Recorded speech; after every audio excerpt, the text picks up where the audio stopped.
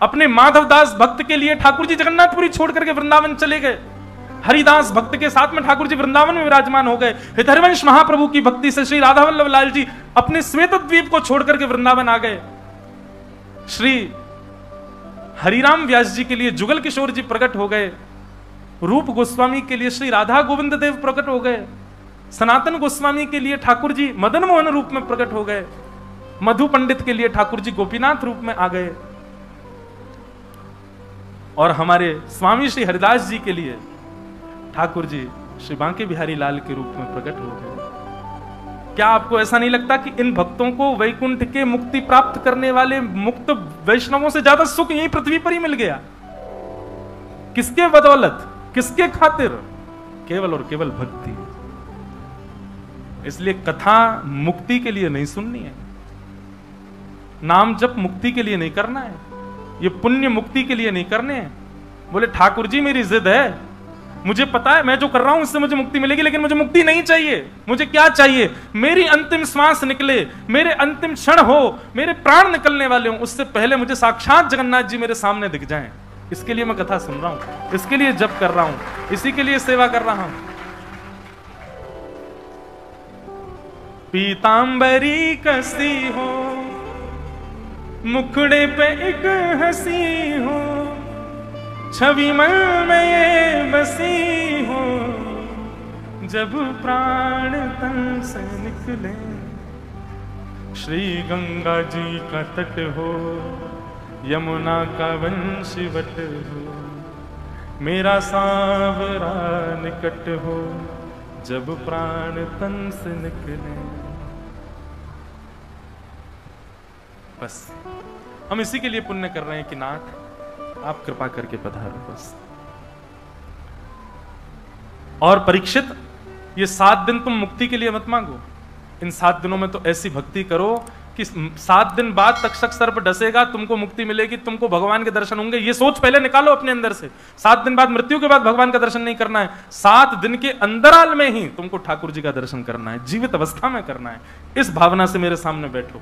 तब परीक्षित की मन बुद्धि शुद्ध हो गए, हाथ जोड़ दे, नहीं भगवान अब मुझे मुक्ति नहीं चाहिए, अब मुझे चिंता ही नहीं है मुक्ति की, अब तो केवल आप ऐसा कर दीजिए, मेरे 7 दिन की श्वास बची है, ये अंतिम श्वास जब निकले उससे पहले मुझे कोई ना दिखे, मेरे ठाकुर जी मुझको दिख जाएं, ऐसी कृपा करो। तब सुखदेव जी कहते हैं ये तो केवल भक्ति से होगा, और भक्ति तुम्हारे चित्त में प्रकट हो ये केवल भागवत जी से होगा। मैं तुमको भागवत सुनाता हूं। तब यहां से सुखदेव जी भागवत सुनाना प्रारंभ करते हैं। बोलो भागवत महापुराण की। अब आगे बंधुओं बड़ी विस्तार से कथा है और बड़ी सुंदर कथाएं हैं, पर क्या करें, सबको हम प्रणाम मात्र कर लेते हैं। तो सृष्टि प्रसंग सुनाया गया। सृष्टि प्रसंग के बाद कपिल देवभूति संवाद। कपिल देवभूति संवाद में भगवान कपिल ने देवभूति माता से अनेक प्रश्न किए, भगवान ने सबके उत्तर दिए। तत्पश्चात ध्रुव चरित्र सुनाया गया। ध्रुव ने भगवान की प्राप्ति की, वन में जाकर के ठाकुर जी को अत्यंत आनंदित करके प्रसन्न किया। और ध्रुव ने अपनी भक्ति में भगवान से व्यसन मांगा, एडिक्शन। ठाकुर जी, मुझे इतनी अच्छी बात लगती है ध्रुव जी की। ध्रुव जी भगवान से कहते हैं, भगवान कहते हैं वरदान मांगो। ध्रुव क्या चाहिए? तो ध्रुव जी कहते हैं कि भक्ति मुह प्रवहता त्वयि में प्रसंगो भूयादनंत महता ममलाशयाना ये नांजसोल्वण मुरु व्यसनम भवाब्धिन निश्चय भवद गुण कथा मृतपान मत। देखो, एक बात मैं 2-3 कथाओं से कहता आया हूं, आपको भी कहूं। भक्ति में ये जरूरी नहीं कि आप कितनी देर बैठते हो ठाकुर जी के सामने, भक्ति में ये जरूरी नहीं आप कितनी परिक्रमा लगाते हो, भक्ति में ये जरूरी नहीं आप कितनी माला करते हो, भक्ति में ये जरूरी नहीं आप ठाकुर जी का कैसा श्रृंगार करते हो, कैसा भोग पधराते हो, ये सब आवश्यक नहीं है। भक्ति में आवश्यक क्या है? आपका प्रस्तुतिकरण कैसा है, आप ऑफर कैसे करते हो ठाकुर जी को, जो भी कर रहे हो वो किस प्रकार से, आपके भाव कैसे हैं उस समय। हम लोग करते हैं ना कि लोगों से पूजा करते हो, सुबह सुबह कुछ करते हो, पढ़ो, हाँ हनुमान चालीसा करता हूँ, दूसरे दिन सुनने बैठो कैसे करता हूँ,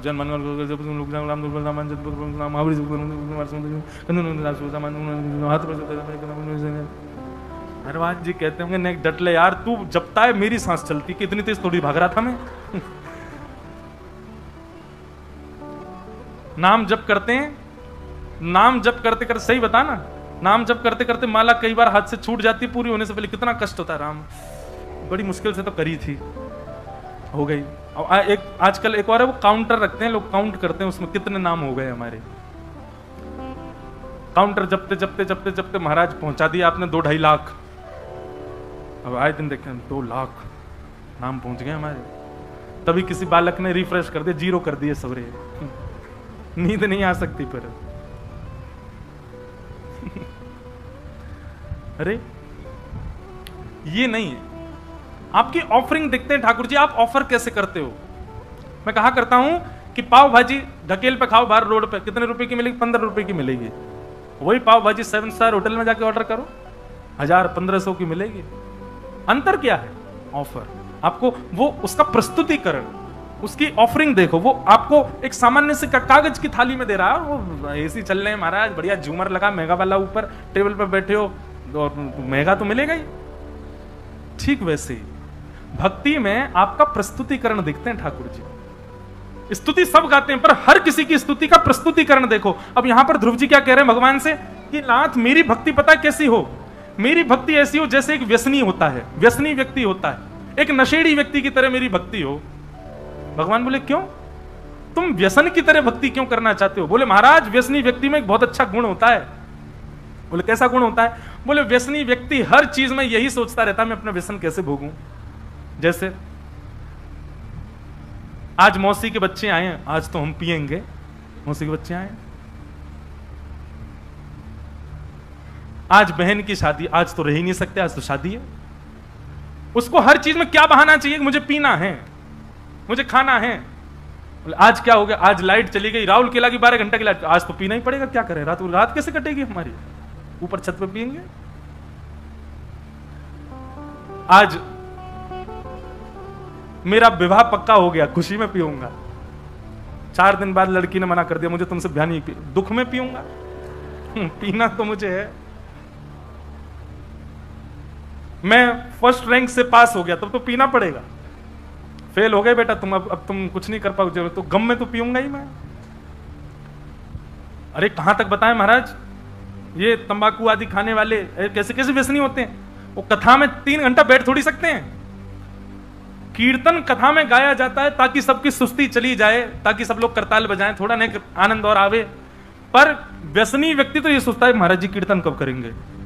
कीर्तन होते ही वो अभी आता हूं लघु शंकर, वो गिचाएगा, खा के आएगा। कैसा व्यसनी?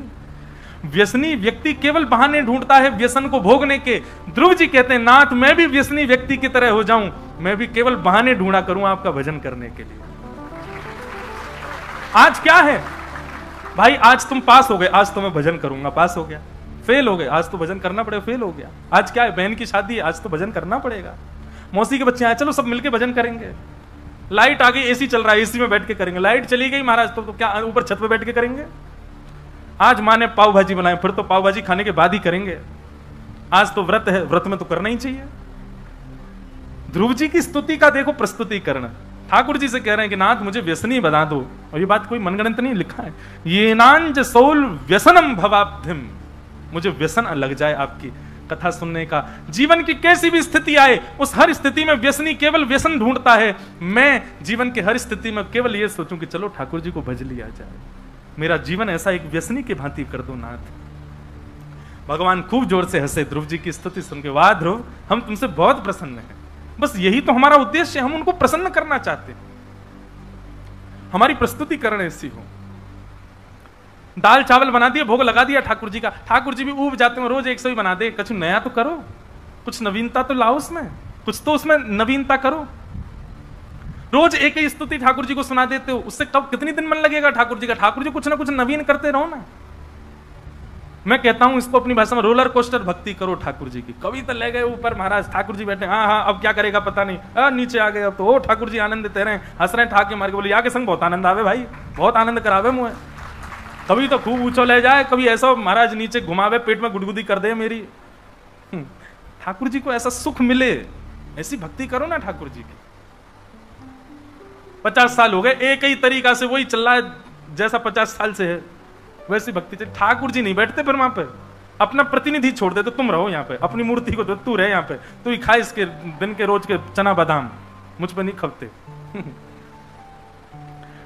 तो ध्रुव जी की स्तुति से हमने ये सीखा, ध्रुव जी ने भगवान की स्तुति गाई, इन्हीं के वंश में आगे चल करके राजा अंग हुए, उनके बेटा बैन हुए, बैन के पुत्र पृथु हुए, पृथु महाराज ने भगवान की स्तुति गा करके 10,000 कान मांगे। ऐसे पृथु महाराज को हम प्रणाम करते हैं। फिर आगे चल करके महाराज भूगोल खगोल का वर्णन किया गया और नरकों का वर्णन करते हुए अजामिल उपाख्यान सुनाया गया। तत्पश्चात वृत्रासुर की स्तुति सुनाई। वृत्रासुर ने भगवान की स्तुति गाई है, अहम हरे तब पादैक मूल दासानुदासो। जितने भी वैष्णव यहां बैठे हैं, वृत्रासुर की स्तुति निकालिए प्रिंट और याद कीजिए, रोज गाया कीजिए अपने ठाकुर जी के आगे, और अर्थ आज सुनकर के जाइए वृत्रासुर कहता क्या है अपने ठाकुर जी से। श्रीमद् वल्लभाचार्य जी महाराज कहते हैं हर वैष्णव को निष्काम भक्ति किसको कहते हैं, ये वृत्रासुर से सीखो। वृत्रासुर की कथा भी कई बार मैंने विस्तार से सुनाई है। यहां हम अन्य कथाओं का विस्तार करेंगे राहुल किला में, जो जो हमके रह जाती हैं कथाओं में। आज तो नंदोत्सव कर दें, फिर कल से वेणु गीत युगल गीत प्रयास करेंगे, अगर उनका विस्तार हो पाया तो उन्हीं का भाव रखेंगे। और कल कथा में श्री गिरधर लाल जी भी पधारेंगे। बोलो गिरधर लाल प्यारे की। कल एक कोई टीवी या 2 टीवी ऐसे लगवा देना इधर, क्योंकि हमारे लाल जी छोटे से दूर से दिखेंगे नहीं, तो एक टीवी में कैमरा वाले भैया थोड़ा फोकस करके दिखाएंगे तो आप सबको दिख जाएंगे। कल ही आएंगे ना, कल पधारेंगे, कल श्री गिरधर लाल जी पधारेंगे। 56 भोग यहाँ होगा उनका, बड़े आनंद के साथ हम लोग करेंगे उत्सव। तो वृत्रासुर क्या कहता है, बहुत ध्यान से सुनो।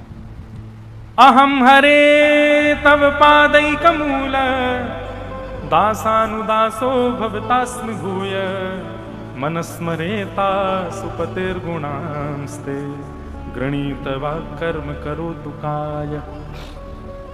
वृत्रासुर कहता है नाथ मुझ पर ऐसी कृपा कर दो, मैं आपके दासों के दासों के दासों के दासों का दास बन जाऊं, ऐसी कृपा करो। बंधुओं, ठाकुर जी का दास बनना बहुत इजी है, बहुत सबसे सरल काम है जगन्नाथ भगवान का दास बनना, और सबसे कठिन क्या है, भगवान के दासों का दास बनना। क्यों? आप जानते हो क्योंकि कि आप जगन्नाथ जी को कुछ भी ऑफर करोगे, कुछ कहेंगे थोड़ी सब स्वीकार कर लेंगे, पर उनके दास तो आपको टोक देंगे। गले में सूखी माला पहना दी, तुरंत उतार के धर देंगे। भोजन में यदि रोटी जली भई तो पाएंगे नहीं, छेना पूड़ा ज्यादा ही जला हुआ तो कौन खाएगा। एक जगह मैं गया, वहां छेना पूड़ा, बोले महाराज जी खाओ।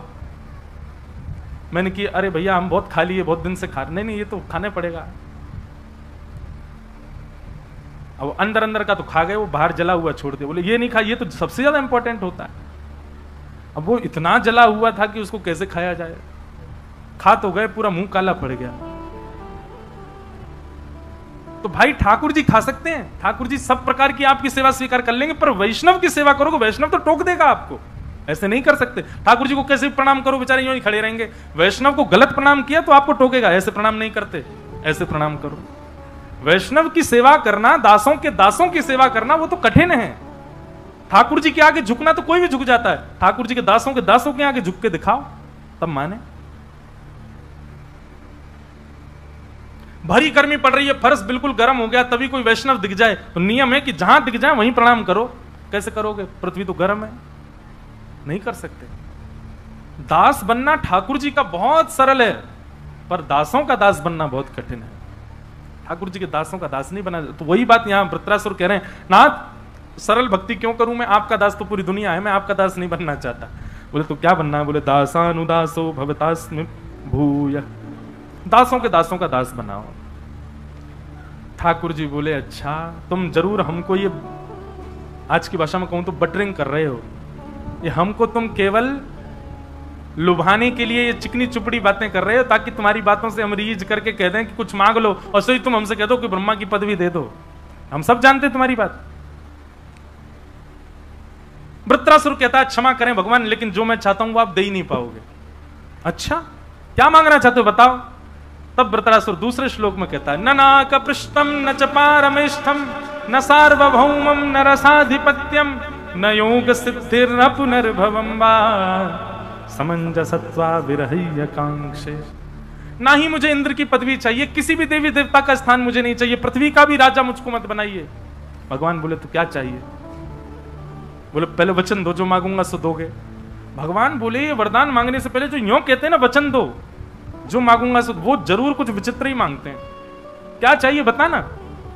बोले नाथ, आपको पाने के लिए मेरे जीवन में बहुत तड़पन आ जाए, मैं बहुत आपके लिए विरह में चला जाऊं, व्याकुल हो जाऊं, खूब रोऊं, खूब तड़पूं आपसे मिलने के लिए, जैसे प्यासा पानी के लिए तड़पता है, ऐसे मैं आपके लिए तड़पूं, पर आप मुझे वचन दीजिए कि मुझे तड़पने दीजिएगा, मिलिएगा मत। बताओ दोगे? ठाकुर जी तब दोगे भाई, ये कैसी भक्ति तेरी? भजन करेगा, मुझे पुकारेगा, भजेगा, पर ये भी चाहता है कि मिलना मत। क्यों? क्योंकि ठाकुर जी जब आपसे मिलने की तड़प होती है ना, तो रोम रोम को आप स्पर्श करते हो, पर जब आप मिल जाते हो तब केवल आंखों को दिखाई देते हो। दर्शन जब होता है तो केवल नेत्रों को दिखाई देते हो, लेकिन जब विरह होता है तो बुद्धि, मन, कान, आंख, जिह्वा, हाथ, पैर, समस्त इंद्रियां केवल यही बजती हैं कि कब मिलेंगे, कब मिलेंगे, कब मिलेंगे। नाथ, मैं केवल नेत्रों को सुख नहीं देना चाहता, मैं तो सर्वांगीण अंग से आपका होना चाहता हूं, और सर्वांगीण अंग आपको तब याद करता है जब आप सामने नहीं होते, इसलिए मुझे आपका विरह चाहिए। समंजसत्वा विरह एकांश।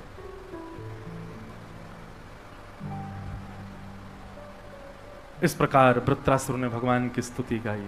बोलो भक्त वत्सल भगवान की। ऐसे ऐसे प्रसंग हैं भैया भागवत में, कहां ले जाएं हम इनको। इतनी कथा करते हैं पर हर बार हर कथा में कुछ नवीन भाव प्रकट हो जाता है। आगे श्रीमद् भागवत में प्रहलाद चरित्र सुनाया गया, जहां पर भक्त प्रहलाद ने एक विपरीत कुल में, विपरीत खानदान में, विपरीत परिवार में, विपरीत समाज में, विपरीत माहौल में रह करके भी भगवान को प्राप्त किया। मैं कहा करता हूं कथा में, माताजी डॉक्टर, पिताजी डॉक्टर, और उसके बाद बेटा भी डॉक्टर बन जाए कोई बड़ी बात नहीं है। लेकिन माताजी भी डॉक्टर नहीं है, पिताजी भी डॉक्टर नहीं है, परिवार में दूर दूर तक कोई वैद्य नहीं है, और फिर बेटा डॉक्टर बन के निकले तो उसकी बड़ी प्रशंसा होती है। ये भी भक्त हैं, वो भी भक्त हैं, आगे भी भक्त हैं, पीछे भी भक्त हैं, चारों तरफ भक्ति भक्त हैं, उसमें तुम भी भक्त हो गए, कोई बड़ी बात थोड़ी है। लोग बात कहते हैं महाराज जी स्कूल का माहौल हमारा ऐसा, कॉलेज का ऐसा, कॉलेज वहां ऑफिस का माहौल बड़ा अलग सा है, वहां हम भक्ति नहीं कर पा रहे हैं, क्या करें? प्रहलाद जी का चरित्र सुनो। प्रहलाद जी ने माहौल का त्याग नहीं किया, प्रहलाद जी ने परिवार का त्याग नहीं किया, प्रहलाद जी ने विद्यालय का त्याग नहीं किया, प्रहलाद जी ने राक्षसत्व का त्याग नहीं किया, हर चीज को स्वीकार किया, क्योंकि सब वस्तु भगवान ने प्रदान की है। सबको स्वीकार करते हुए सबके बीच रह करके भजन किया। इसलिए भैया परिस्थितियों को मत कोसो ठाकुर जी के भजन के लिए। प्रहलाद जी महाराज ने बीच राक्षसों के रह करके भजन किया। आज पिता ने प्रहलाद जी को पकड़ करके कहा, तेरा स्वामी, तेरा नाथ हरि कहां है, बता, मैं आज उसको देखूं। बोले खंबायु अग्निम सलिलम महिम च ज्योतिम से सत्वानि दृशो द्रुमादिन यत्किंच भूतम प्रणमेद अनन्यम। पिताजी, सरित्स्र मुद्रांश हरे शरीरम, संसार में दिखने वाली हर वस्तु हरि का शरीर है, सब कुछ हरि है, सब जगह वो विद्यमान है। बोले अच्छा इस खंबे में है? बोले हाँ मुझे दिख रहे हैं। जैसे ही खंभ भेदन किया भगवान नृसिंह प्रकट हो गए। बोलो नृसिंह भगवान की। क्या नृसिंह भगवान खंभों में रहते हैं? नहीं, खंबे में नृसिंह भगवान नहीं है। प्रहलाद के विश्वास में नृसिंह भगवान है, प्रहलाद का भरोसा है कि यहां नृसिंह है, इसलिए भगवान वहां नहीं जहां मंदिर, भगवान वहां जहां आपका विश्वास। प्रयागराज में एक सेठ जी थे, उनकी बहुत बड़ी संपत्ति थी, उनकी कोई संतान नहीं थी, तो उन्होंने कुंज बिहारी भगवान का मंदिर बनवा दिया। दोनों पति पत्नी मिलकर के कुंज बिहारी भगवान की सेवा करते, उन्हीं को ही अपना पुत्र मानते थे। विश्वास कितना प्रबल होता है देखो, बिल्कुल सत्य घटना है और ज्यादा 50-60 साल पुरानी घटना है। कुंज बिहारी भगवान को ही अपना पुत्र मानते थे। गांव के लोगों ने सेठ जी से एक दिन कहा कि भैया तुम्हारी इतनी संपत्ति, इतना व्यापार, इतना सब कुछ, तुम्हारा बड़ा वैभव है गांव में, कोई बालक गोद ही ले लो, उसके नाम सब कर जाना। सेठ जी बोलते अरे बालक की क्या जरूरत है, कुंज बिहारी मेरे पुत्र हैं, सब इन्हीं का है, जितनी खेती बाड़ी, जितनी संपत्ति, जितना सब कुछ इनके नाम कर दूंगा। एक वयोवृद्ध हंस करके कहने लगा, बोले संपत्ति तो इनके नाम कर जाओगे, पर पुत्र के और भी काम होते हैं, वो कौन करेगा? बोले तुम्हारे कौन करेगा? बोले हमारे तो पुत्र हैं। बोले मेरे पुत्र कुंज बिहारी हैं, वो करेंगे मेरे सारे काम। बोले अरे काम तो सुनो। बोले बताओ। बोले पिता की मृत्यु पर पुत्र आकर के अंतिम संस्कार करता है, तुम्हारे कुंज बिहारी करेंगे तुम्हारा संस्कार? एक क्षण के लिए कुंज बिहारी की ओर देखा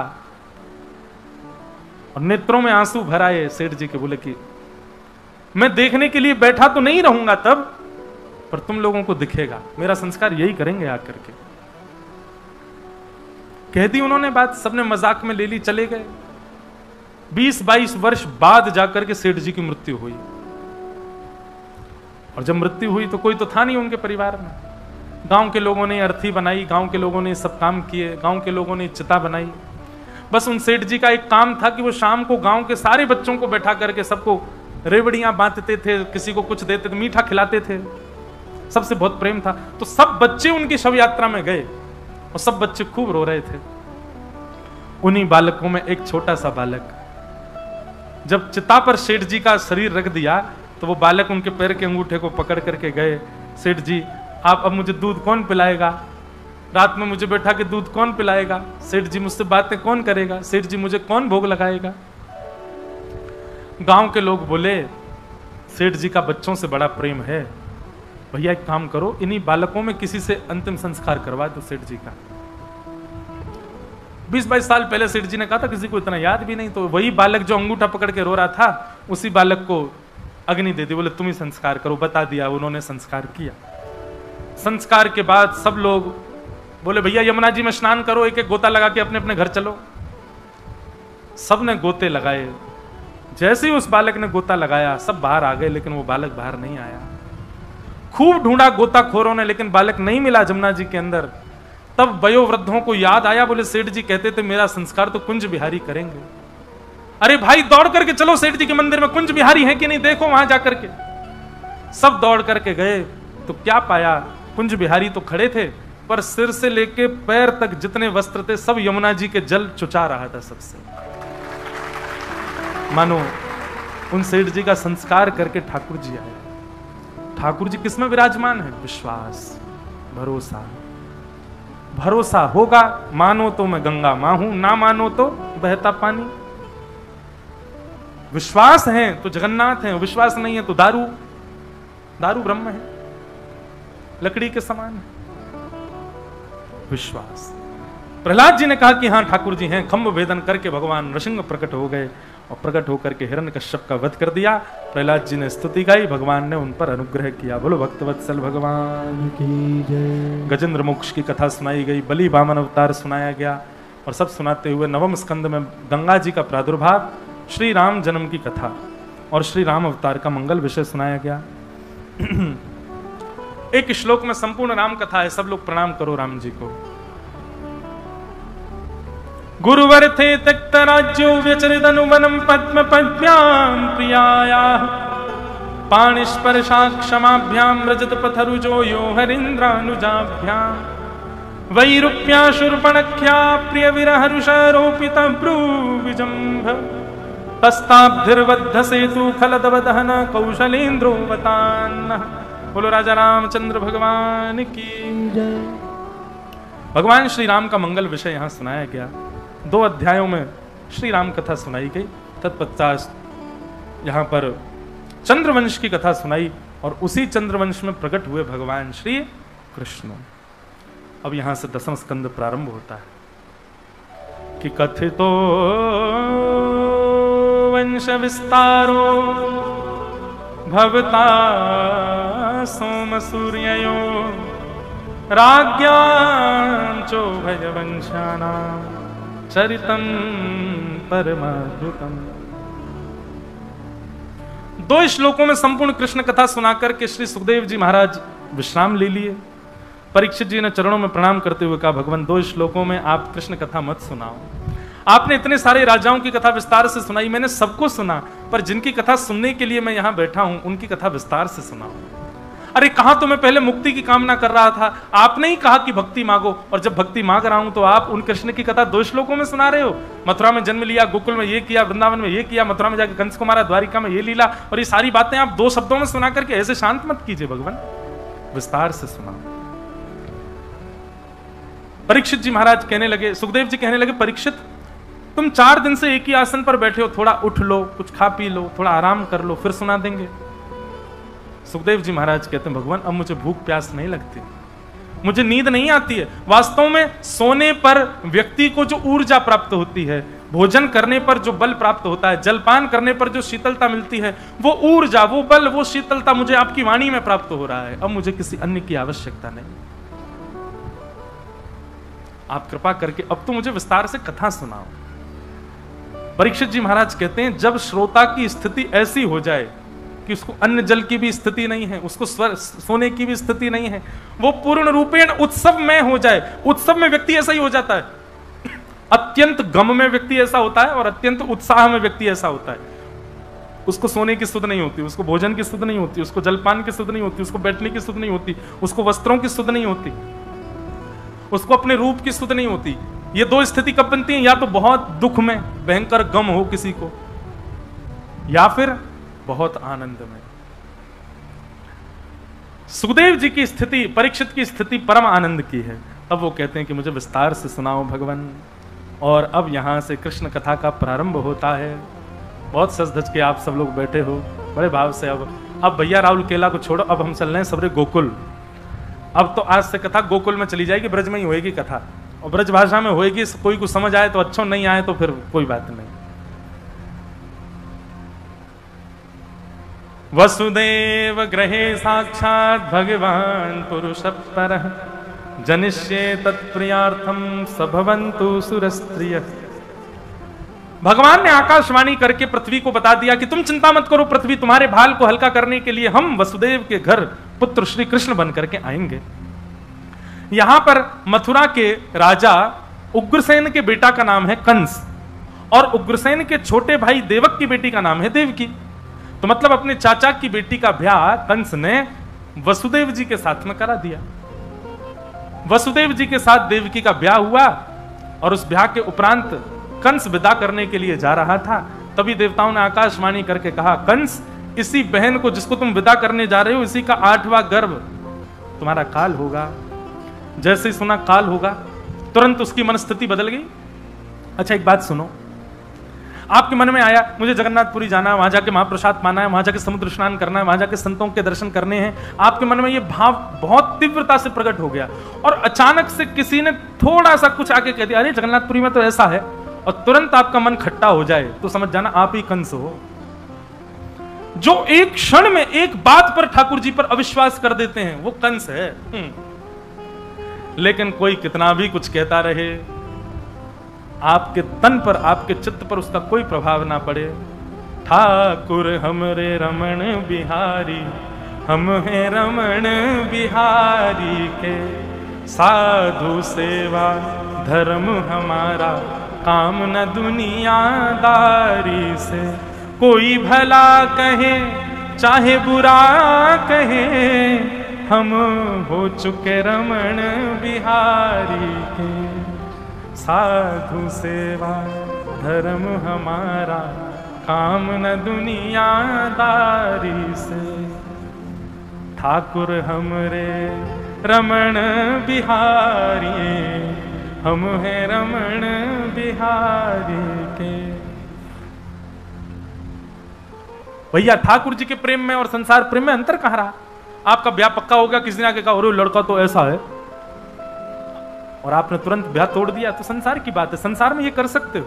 आपके अनुकूल व्यक्ति नहीं उसको छोड़ सकते हो, पर एक बार ठाकुर जी के हो गए, उसके बाद ठाकुर जी पर संशय होना, ये तो राक्षस बुद्धि है। आपसे किसी ने आकर के वृंदावन की बुराई कर दी, आपसे किसी ने आकर के कथा कहने वालों की बुराई कर दी, और आपने कथा में जाना ही बंद कर दिया उसकी वजह से। आप ही तो कंस ने भी तो यही किया था, अपनी बहन को विदा करने जा रहा था, अच्छा काम कर रहा था, देवताओं ने केवल इतना कह दिया इसी बहन का 8वां गर्भ तेरा काल होगा। बोले मैं बहन को ही मार दूंगा, तो गर्भ होगा ही नहीं। ये कंस नहीं है तो कौन है?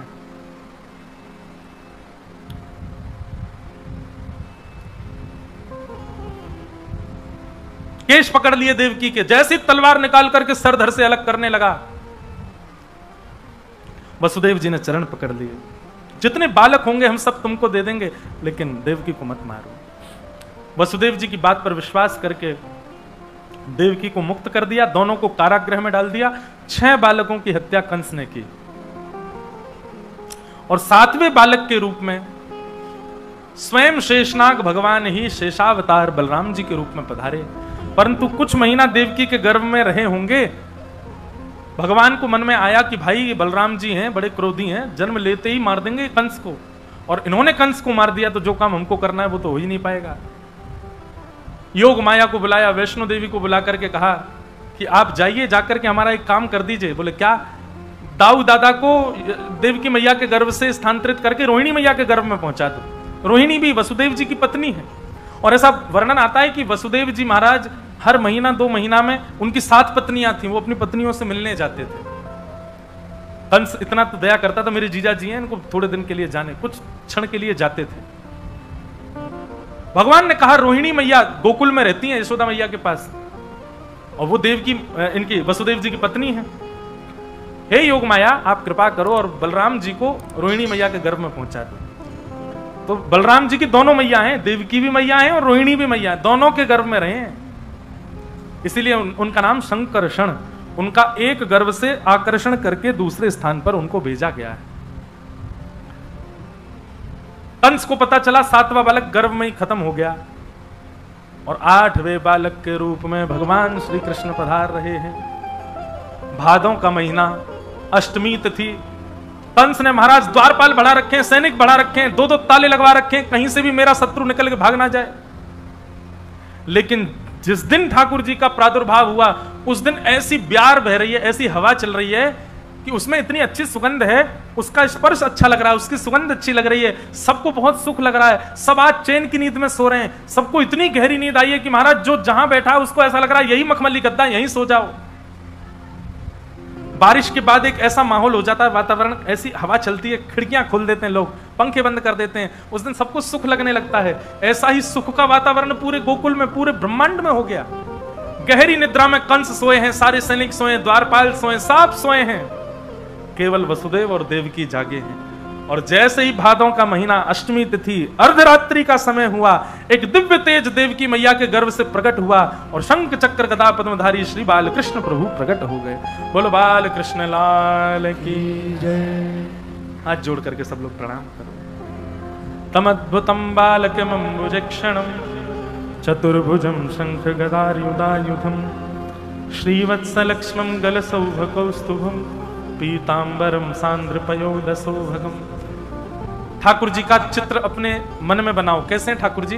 बोले नन्हे से बालक हैं ठाकुर जी, लेकिन ठाकुर जी की 4 भुजाएं हैं और चारों भुजाओं में शंख चक्र गदा पद्म धारण किया है। नन्हे से ठाकुर जी हैं लेकिन पीतांबरी पहन के आए हैं। नन्हे से ठाकुर जी हैं, पीली धोती पहन के आए हैं। नन्हे से ठाकुर जी हैं लेकिन ऐसा लग रहा है चंदन की इत्र लगा के आए हैं।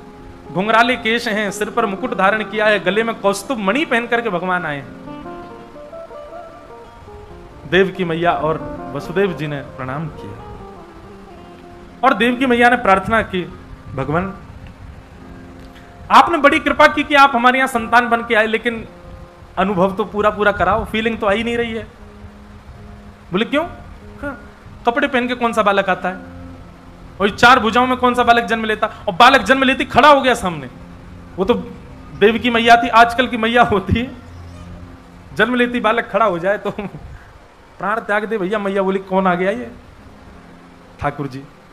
ऐसा अनुभव तो कराओ कि आप बालक बन के आए हो। भगवान बोले देखो, हम पूर्ण रूपेण यदि लीला में प्रवेश कर गए तो फिर पूरी लीला करेंगे, और पूरी लीला करेंगे तो फिर लीला हमारी थोड़ी बड़ी है, हमको कुछ दिन के लिए ब्रज भेजना पड़ेगा आपको। ब्रज में जाएंगे, ब्रजवासियों का प्रेम लेकर के, वहां बढ़िया माखन मिश्री खाए करके, और महाराज थोड़े 11 वर्ष की आयु हो जाएगी ना, थोड़े बड़े हो जाएंगे, तब आएंगे, तब आकर के कंस को मारेंगे। इतने दिन का वियोग सह पाओ मैया तो बताओ। देवकी मैया बोली आप जीवन पर्यंत पुत्र के रूप में प्राप्त हो गए, उसके लिए 11 वर्ष के लिए यदि तप करना पड़े तो मैं करूंगी, पर आप बालक बने। भगवान बोले तो वसुदेव जी सुनिए, हम अभी बालक बन जाते हैं, मैया अपना पयोधर पान करा देगी, फिर आप ये डलिया में हमको लिटा करके गोकुल छोड़े आना, और गोकुल में एक बालिका ने जन्म दिया है उसको ले आना, और फिर हम 11 वर्ष 56 दिन बाद आएंगे लौट करके। भगवान ने दुग्धपान किया, देवकी मैया के नेत्रों से आंसू गिरने लगे। ठाकुर जी को अपने वक्ष से लगा करके यशोदा मैया, देवकी मैया इतनी प्रसन्न है। परब्रह्म को पुत्र के भांति अपनी गोद में खिला रही है। वसुदेव जी बोले, भगवान आपने आज्ञा तो कर दी, पर मेरे हाथों में हथकड़ियां, पैरों में बेड़ियां, इतने दरबान कैसे लेके जाऊं? भगवान बोले, यही गलती करता है भक्त मेरे पास आने में, अपने बंधन गिनाता है मुझको, परिवार का बंधन, व्यापार का बंधन, पत्नी का बंधन, बच्चों का बंधन, ये बंधन वो बंधन, कैसे आऊं? ठाकुर जी कहते हैं, तुम केवल मेरे पास आओ, बंधन तोड़ने की जिम्मेवारी मेरी, बंधन खोलने की जिम्मेवारी, तुम बस चले आओ। वसुदेव जी बोले, तो भगवान क्या करना है? बोले, केवल मुझको गोद में ले लीजिए, बाकी सब हम कर लेंगे। और जैसे ही भगवान को गोद में लिया, हाथ की हथकड़ियां खुल गई, पैरों की बेड़ियां खुल गई, चट्ट चट्ट सारे ताले खुल गए, सारे बंधन भगवान ने छोड़ दिए, खोल दिए। यही करते हैं, आप बंधन मत गिनाओ ठाकुर जी को। ठाकुर जी हमारे पति से कहो ना हमको आन दिया करें, ठाकुर जी हमारी पत्नी को आप अपना भक्त बना लो, हमारे बच्चे आपके पास आते हैं तो ऐसा कहते हैं माता जी पिता ही पागल हो गए, बच्चों की वजह से हम नहीं। अरे ये सारे बंधन मत गिनाओ ठाकुर जी को, आप केवल चले जाओ, बाकी सुधारने संवारने की जिम्मेवारी ठाकुर जी की है, ठाकुर जी देख लेंगे बंधनों को। वसुदेव जी लेकर के ठाकुर जी को जा रहे हैं गोकुल की ओर। मंदम मंदम जलधारा, मंदम मंदम जलधारा गिर रही है, और मानो देवता आकाश में कह रहे हो, स्वागतम कृष्णा, स्वागतम कृष्णा, स्वागतम कृष्णा, स्वागतम कृष्णा, ओ स्वागतम कृष्णा, स्वागतम कृष्णा, स्वागतम कृष्णा, स्वागतम कृष्णा, स्वागतम सुस्वागतम शरणागतम कृष्णा, स्वागतम सुस्वागतम शरणागतम कृष्णा, स्वागतम सुस्वागतम शरणागतम कृष्ण, स्वागतम सुस्वागतम शरणागतम कृष्णा। बोलो कृष्ण कन्हैया लाल की।